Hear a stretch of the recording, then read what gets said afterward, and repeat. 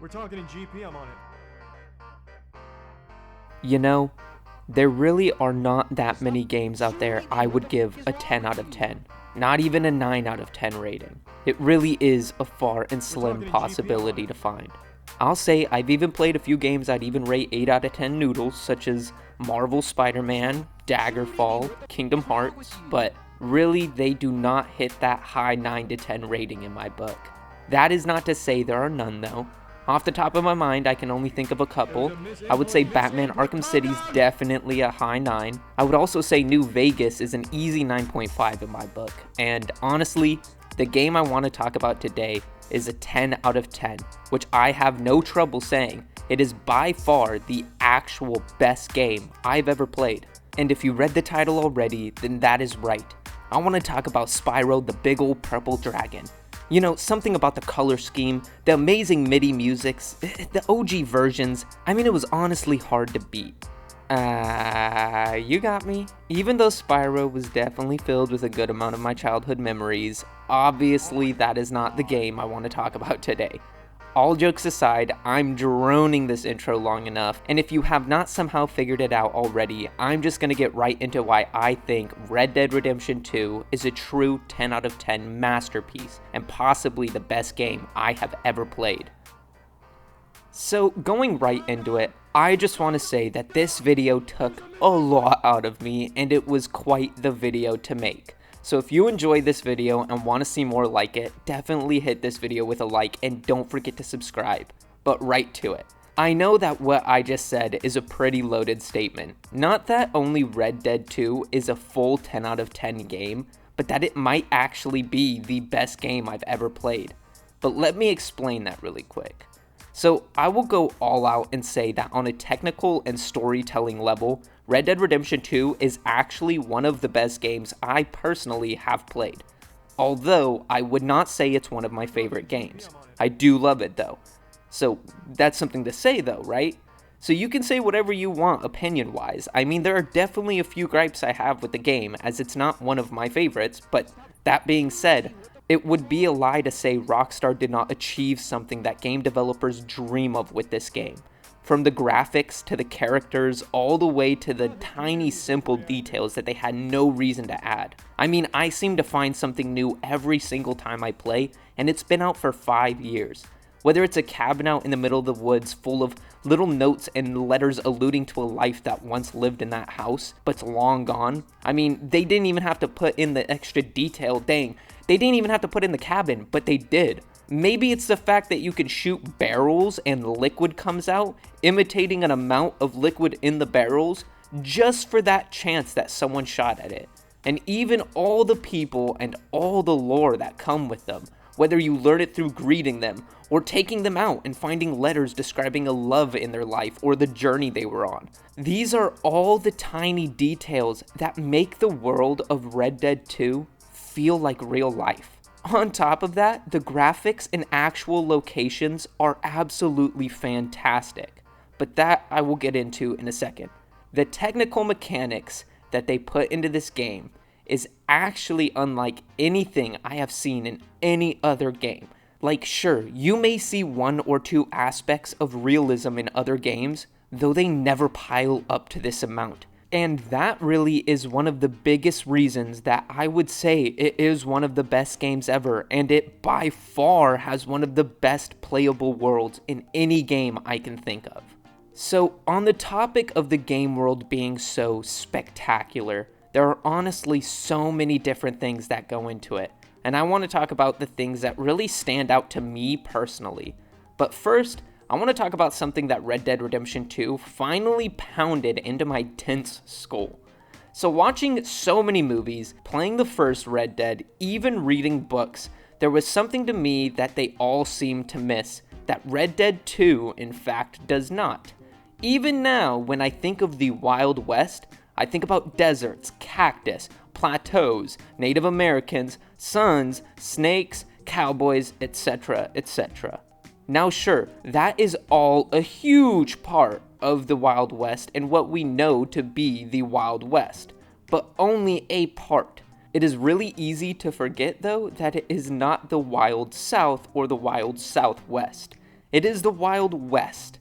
I mean, sure, the cowboys and stuff usually stuck in the lower states, such as Nevada or New Mexico. Probably not states at the time, to be honest, probably part of Mexico.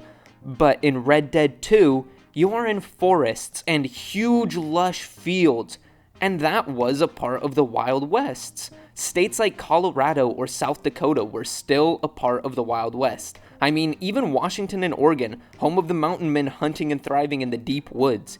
And it is easy to forget a lot of that when most of the media we see focuses on the cowboys and southwest part of the Wild West. But Red Dead 2 opens up to even more than just the deserts I was used to seeing. I actually visit Montana and Idaho quite often, and honestly, riding through some of the upper states in the game feels like I'm walking or riding through those two actual states. Not only does that make me realize how big the perceived Wild West actually was, but it really shows how realistic the game is and looks. There are definitely games out there that feel like what you are seeing could be a real place in the world, whether it's a super realistic graphics of games like Chernobylite, but also games with great worlds and great cities like Red Dead's counterpart, GTA 5's amazing Los Santos. But while playing Red Dead sometimes, I feel like I'm crossing over into the uncanny valley, as even though I'm the one playing the game, I dissociate and stare into my screen trying to discern whether or not what I'm seeing is real. Then I snap out of it and realize I'm an idiot because I'm playing. Maybe it's not that bad, but honestly, as I said before, Rockstar was able to make one of the realest looking and feeling game worlds ever. Then when you add in everything you can actually do and interact with in that world, it's really what makes it feel real. Like hunting, being able to track your prey, hunt them down, or even if you need to avoid being hunted. Then you need to take your spoils with you, having to either store it on your horse, in a wagon, or figure out another way to get it to the trapper. Or being able to canoe throughout every single river, sometimes hitting rapids and having a little whitewater canoe ride. Or maybe it's just enjoying yourself on calm lakes, looking for the best fishing spots. It's honestly one of those games I think I could spend hundreds of hours playing this game, never touching a story mission, and I would still enjoy the heck out of myself.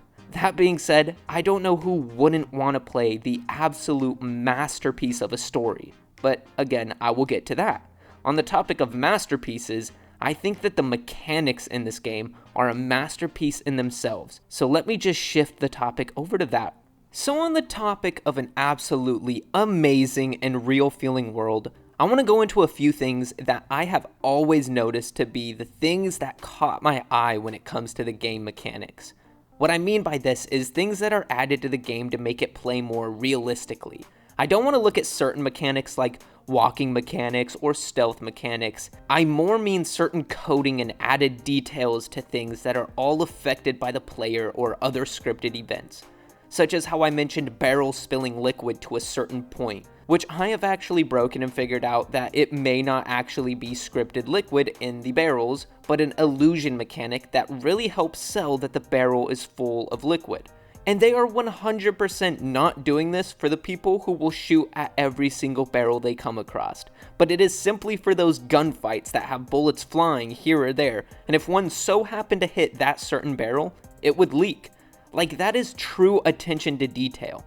I also really don't want to go over things that is not totally uncommon to see in other games, like having to eat or drink or needing certain clothing for certain weathers. Like, yeah, that does add to the immersion, do not get me wrong, but I have seen those in so many games before. I want to go into more things like the barrels. So barrels aside, because I think you get the gist of that, I want to go into a few more things that, as I said, catch my eye, and obviously this is not the whole list. That would have to be a video in itself. But on to the next thing I've always loved, and still on the topic of liquid, that's the blood physics. Now, I know that might be a weird thing to like and a weird thing to always notice, but honestly, it makes the game feel more real. Especially when you get hit in a gunfight and you see a realistic string of blood fly from the exact spot you were hit, then that blood lands on a wall or the ground in the shape that it should be. That is just another attention to detail that I might not like, but definitely makes me go, whoa, whenever I see it. Usually in games, there's just a blob of red that comes out of the person being hit, then a random splatter that's generic from 4 or 5 different pre-made splatters. This is another thing that is all an illusion though. Like, there's not actually blood simulated into your character and every other NPC that actually has physics, but it is a trick that makes you think that there really is. I said it in a previous video, but really there are 2 games with such intense blood physics that make me widen my eyes. That is this game and Dying Light 2. But off the topic of vampirism, but still on the topic of wounds, fire spread, and what it does to people and all the things around them is also pretty crazy in this game. Sure, the fire spread is nothing like Far Cry 2 maybe, but if you're gonna throw a fire bottle in the woods or in a house, be ready to run. And the aftermath on the bodies and people and animals is also pretty gruesome. They seem as though their skin literally blackens and crisps, even missing some. Lips sometimes disappear along with eyelids. Like, it is a scary sight. Along with this, the subtle smoke that comes from them, But away from age-restrictive descriptions, that also leads me to the pain and wound threshold that the game gives creatures. What I mean by this is, on the side of animals, if you're hunting them and you strike an animal, yet it doesn't go down in that first hit, that animal is now bleeding out and you can track the blood, keep hunting it, or wait for it to even bleed out before going down the trail. Sometimes too, the animals will not be fully dead and it will be up to you to put them out of their misery. And that goes for your horse too. Sometimes making a very hard decision if you don't have any horse reviver. Now that also goes for humans too.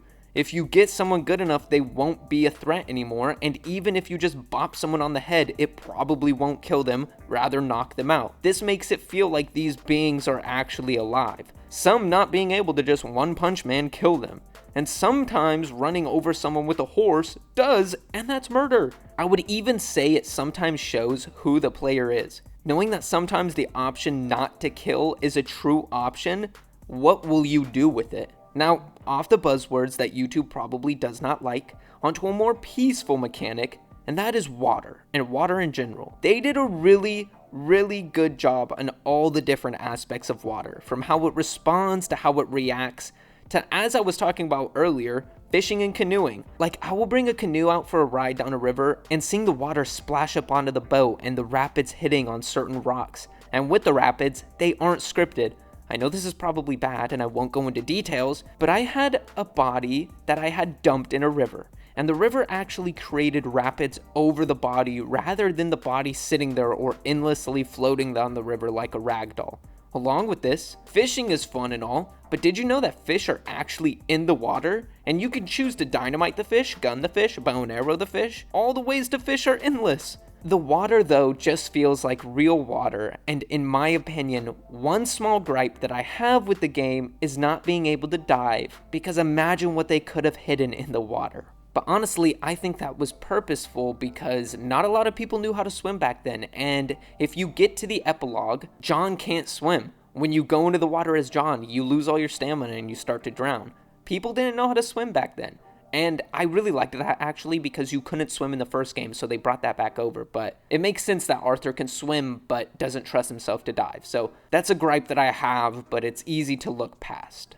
On to the last big thing I have that might not really be a mechanic, but it was certainly dynamic and I thought to be one of my favorite parts of the Red Dead 2 world for some reason. First though, I want to talk about some side things that I don't think were big enough to talk about on their own, but still just amaze me.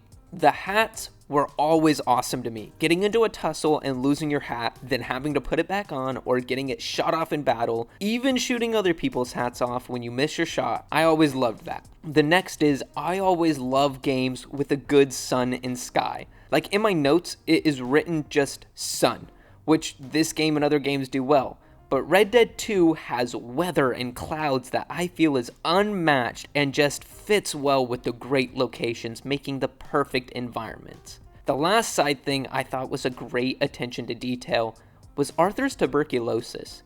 And yes, that might be a spoiler to some of you, but it should not surprise you that there are spoilers, but Arthur getting tuberculosis might feel like another story plot, but it actually changes the game a lot. From sickness now becoming a factor and you have to eat more, along with constantly coughing and sometimes even passing out during the story. But if you pay attention, Arthur's voice changes, along with his skin slowly becoming more pale and flush in certain spots of his body. If you didn't know he had tuberculosis from the story, you would definitely be able to tell that something was not okay with him. And I just thought that was a good attention to detail as part of the story. But those are kind of the side details, physics, and mechanics that I noticed that were a little smaller and not big enough to be their own topic. But on to my final thing that I think was just awesome. And that one thing was actually one of my favorite parts of the story world for some reason. And that's the house being built right outside of Valentine.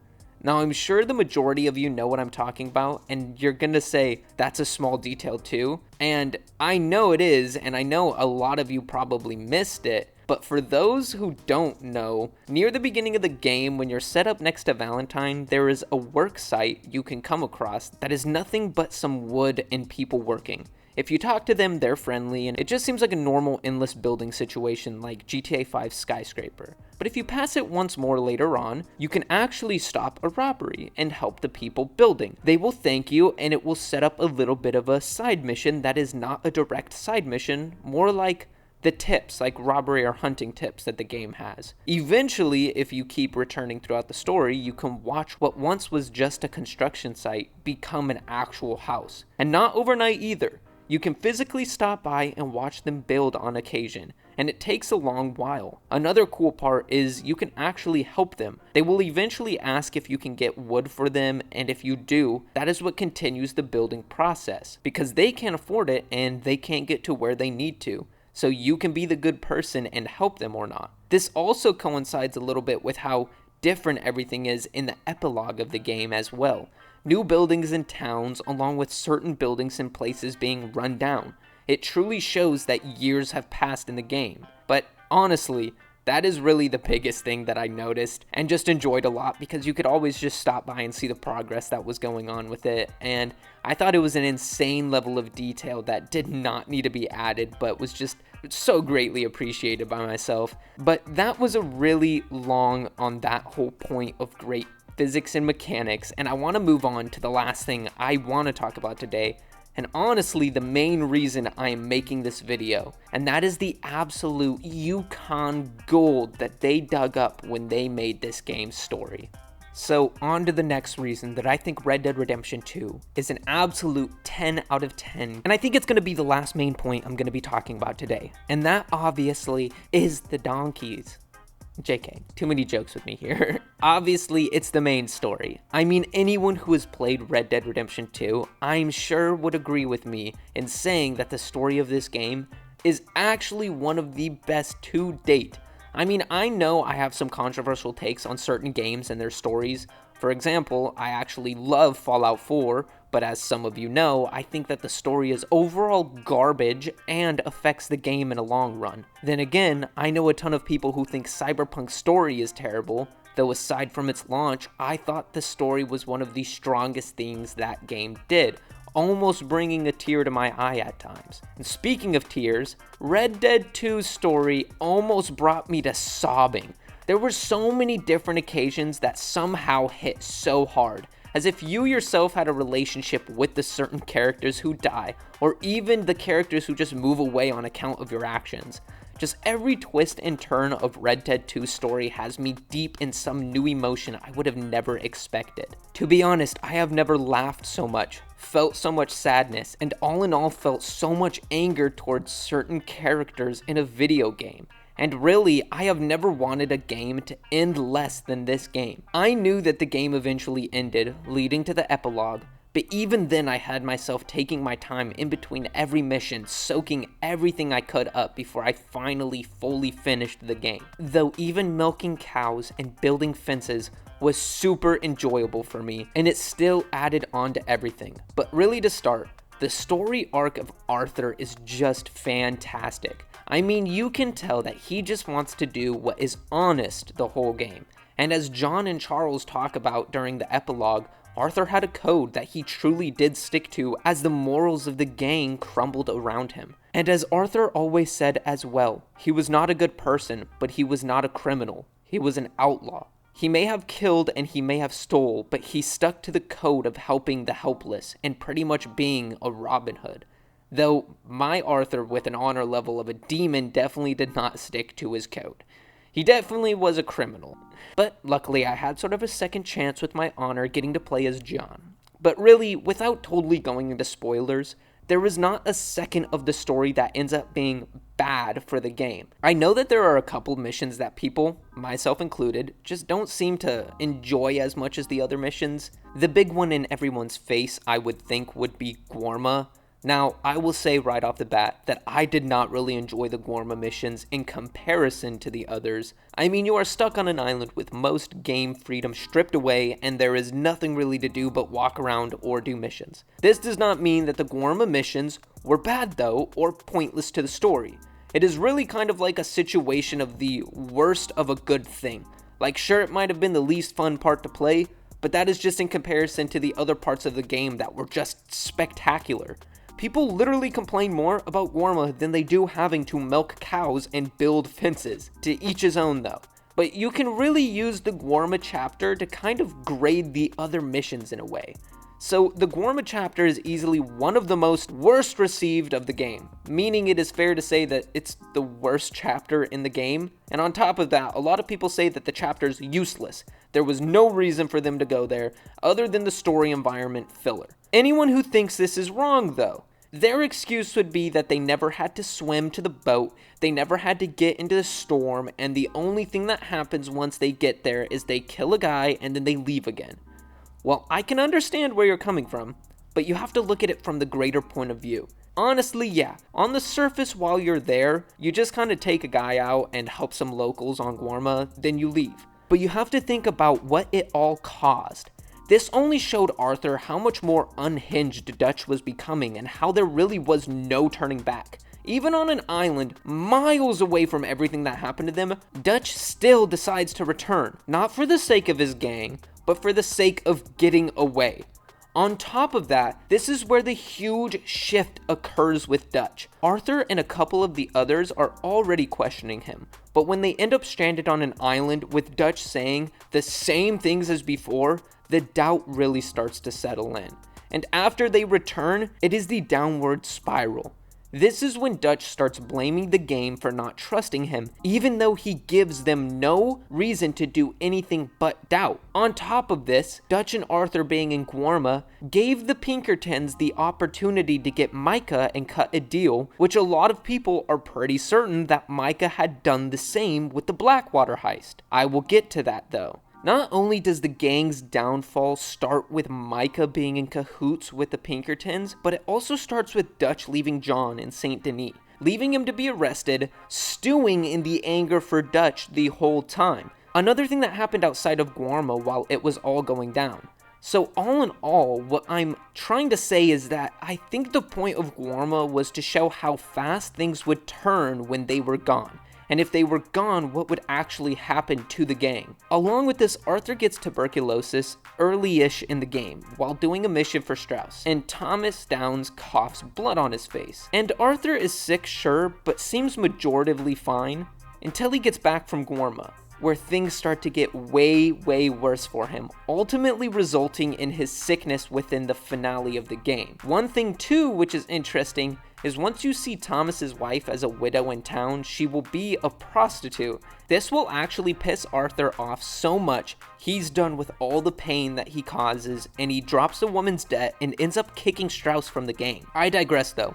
Gorma was yes, to ultimately push the game on, but that is not a bad thing in my opinion. And it pushed it into what I think is the game's biggest and strongest chapter, which is Chapter 6. Don't get me wrong, I loved every chapter, but honestly, none of them stand up to Chapter 6. Chapter 6 is when everything starts to show, and everyone's true colors come out, Arthur included. Dutch's more vile self comes out, leaving both John and Arthur for their death to save himself, and still using the excuse that what he does is for the gang. At that point, Dutch is pulling so many strings too. He manipulates half of a Native American reservation to attack an oil field, he is stealing and hiding all of the money from the gang, John's wife is arrested and he refuses to save her, and so much more. And it all leads to the gang splitting apart and going after each other. Then we learn Micah was an op the whole time. Like that was not expected, with his two new friends around all the time. Then we get to Red Dead Redemption. One of the most Red Dead Redemption missions ever. And at the end of it, Arthur is dead. And I found myself yelling at my monitor. Though I knew he was dying, I never expected his actual death. So I will leave that there for now though. Just know it caused me great pain to see Arthur pass on his hat to fight once more for his code to save at least the scraps of the gang he had left.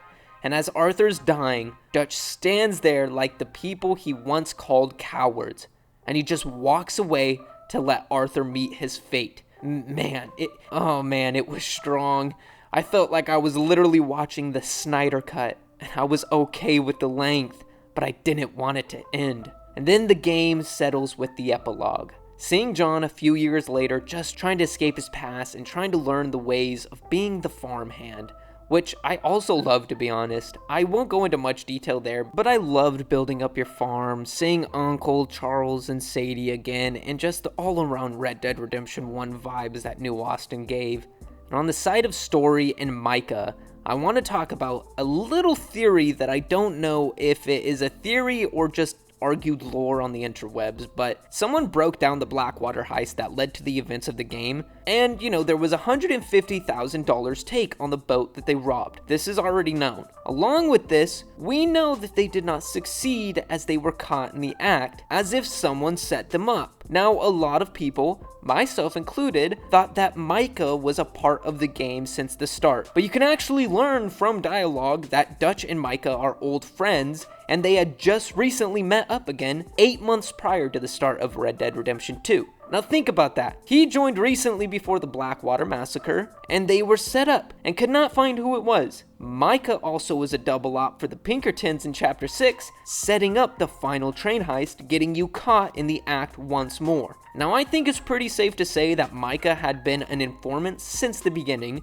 and he is actually the true cause of almost every event in Red Dead Redemption 2. So I will say his fate was well worth it, if not letting him off easy. But honestly, I could pull an 8-hour retrospective out of this game story if I really wanted to, so I will leave it all with, there are so many amazing parts of the story that overshadow the slower parts. And sure, the replayability is slightly affected by certain missions, but I think that it is all still great, just lower in comparison, which is okay. All in all, the story is one of the best gaming stories I've ever played, and I can't get over it, to be honest. And honestly, with the world, with the mechanics, with the graphics, and with the story, this game is utterly unbeatable in some aspects, and I would be perfectly fine with this being the only game I could play for the rest of my life. I think that Red Dead 2 gets the hype that it does because of how absolutely amazing the game really is, and it does deserve the praise that the game gets. I know that it has been out for a few years already too, almost 5 years now, but really, it takes time to fully soak everything in about a game, and with Red Dead 2, after the years of playing it, I still say wow almost every time I get back on, and I cannot believe Rockstar was actually able to put out what they did. This is all in all as well why I would call Red Dead Redemption 2 an absolute masterpiece and a full-on 10 out of 10 game. But honestly, I think that this is enough for this video. It has been quite the lengthy one, but I enjoyed working a little longer on this video, and it was a blast actually getting to do a full dive into a game rather than talk about why I like it for 10 minutes. So instead, I talked about why I liked it for 30. All jokes aside, I really hope you enjoyed this video, and I hope that you all like the longer video style, and I hope it's worth the longer videos for a longer wait. And if you did or even didn't like it, let me know what you thought in the comments now. And if you have anything else to say, just throw that there as well. And if you enjoyed this video, definitely go check out the rest over on my channel, and soon there should be more videos like this one. And if you did like the video or just liked me, definitely like and subscribe to stay up to date on every new video coming out. And don't forget to check out a membership to my YouTube or over on Patreon. Links can be found on screen, in the description, and on my channel if you want to support the channel any more than you already do. Don't feel pressured though, because being here is enough support already. Speaking of support, if you want to support my music, definitely go check out BillyTheWhip.com or just Billy the Whip on any music platform now to hear all of the music I've created and released. Now that we've made it to the end, as always, I want to thank you all so much. I want to wish you the absolute greatest day ever. Ain't loaning no tricks, holding my hand until I'm closing, but I'm rolling down this hill like the rocks I've been throwing, zoning out my zone, but I'm never slowing, bars overflowing, so cold like it's snowing, green gold cause I'm golden, eyes glowing like a Ronin, tossing out checks I'm overthrowing.